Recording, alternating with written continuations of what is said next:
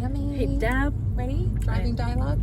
Driving dialogue. And, you know, here's another question from the death deck. They're great ideas, right? Good conversation starters. You know, some really good thought-provoking questions. And then there's they put some humor into some of them, so it lightens the mood a bit. Yeah. But here's a really good one that I found that there's a lot of people struggling with this right now. So here we go. The hardest part of caregiving for my terminally ill partner would be A, feeling helpless and unable to control everything.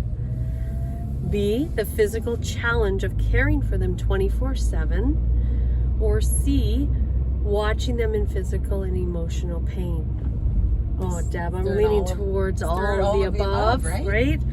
I think there's a little pieces of each one of those that caregivers experience and they struggle with. You know, Tammy, I'll never forget, there was one lady that came in, and I wish I could have bottled what she did when she walked in hospice door. She literally went...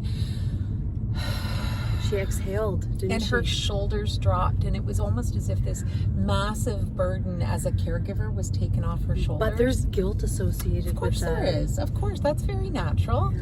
But she was exhausted both physically and mentally, and for all those reasons, right? She's watching the man she's been married to for all these years in pain. Yeah, and you know, it even extends outside of partners. It could be any family member that you're caring for. Yeah. And we all have good intentions because we do want to care for them right to the end. The fact too, though, the number of caregivers that aren't taking care of their own selves. We've got a caregiver group at hospice. We've had it on and off since we opened after COVID, but it brings together people in their community who are caring for a loved one with a life-limiting illness. And it's a session where you can come in and you can talk to other people.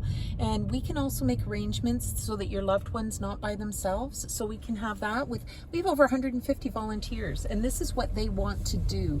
They want to help support families.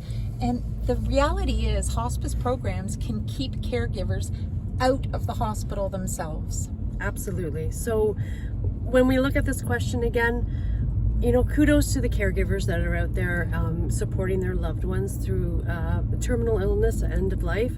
If you need support, give us a call. Absolutely. 705-549-1034. Call.